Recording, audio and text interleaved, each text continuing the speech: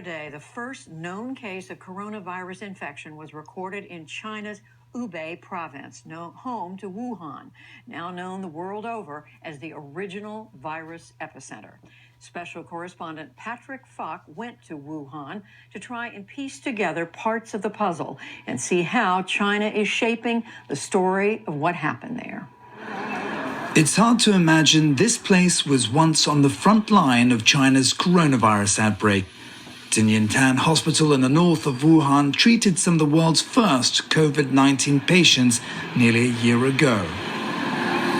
Few cars or even people come in and out of the premises now. In the early days of the outbreak, wards here were bursting. Just a short walk around the corner from the hospital, authorities converted this expo center into a shelter to treat the sick. Wuhan was the hardest hit place in China, accounting for more than half of all the country's cases and the bulk of its officially reported roughly 4,500 deaths. The center is now housing an exhibition commemorating China's battle against the virus. I think pride belongs to every one of us Chinese because we have successfully fought against the coronavirus under the call of the party and the country and actively fought against it under the leadership of the government. This is an audio-visual journey that details Chinese Communist Party-led efforts against COVID-19, complete with a timeline of events, according to Chinese authorities, of how they unfolded. There's a tribute also to medics who died fighting the outbreak, including Li Wenliang, the whistleblower doctor silenced by officials for trying to warn the world about the disease and whose death sparked outrage. Anger over his fate and a perceived cover-up in the early days of the crisis has been turned into a story of sacrifice by a national hero. It's the story of Wuhan the government wants to tell.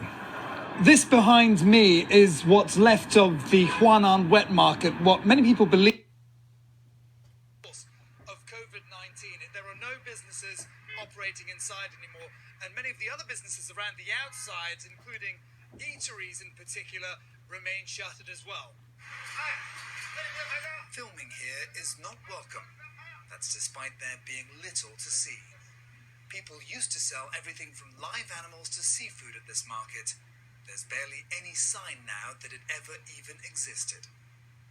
Scientists believe the virus may have originated in bats and that it was passed on to humans via another animal species. But there are doubts about whether this is where the outbreak began. Although many early cases were linked to the market, no animal here was identified as a source of infection. Lai Yun owns a Japanese restaurant in Wuhan.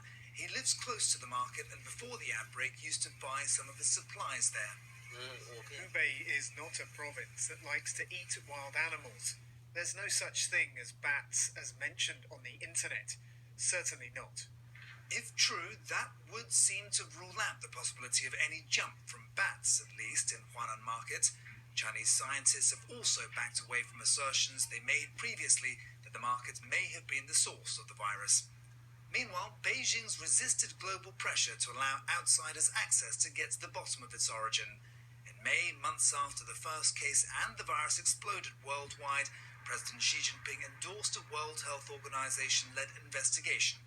Reports say a two-person team from the WHO came in July, but they never went to Wuhan during the entire 3-week trip. To date, there's still been no independent probe on the origins of COVID-19 conducted from China's outbreak epicenter. Dr. Bruce Gillen is president of Global Immunization at the Sabin Vaccine Institute and a regular consultant to the WHO. He says it's now too late. Looking at something 6 months later, it may be hard to reconstruct it. So these kind of investigations need to be happening as quickly as possible. Getting the teams in there that know how to do these as quickly as possible to understand what's happening and to unveil any evidence that may be there. The lack of access given to outsiders has raised doubt over China's commitment to identifying the source of the virus. It's also helped fuel alternative theories, including the possibility that it might have leaked from the Wuhan Institute of Virology, which had been conducting research on coronaviruses. There's no known evidence to suggest that happened. Professor Ivan Hung is chief of Hong Kong University's Infectious Diseases Division. He says he thinks the criticism of China is unfair. The thing that you can probably comment on is the local government in Wuhan. Then probably they have not been very responsive, and of course they probably has cleaned up the market before they're able to have any proper investigation being done. In a rush to curb the spread of the virus, it's understandable, experts say, that local officials might have rushed to disinfect Wuhan market instead of preserving evidence.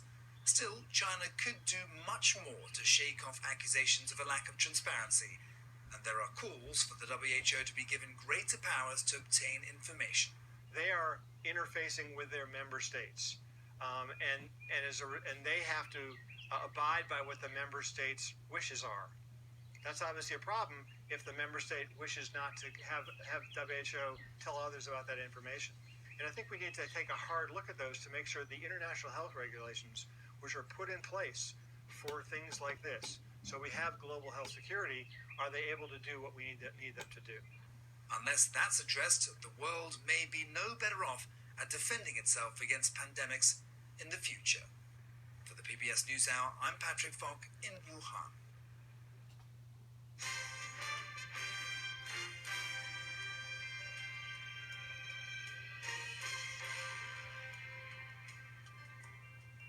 Now, a day of reckoning.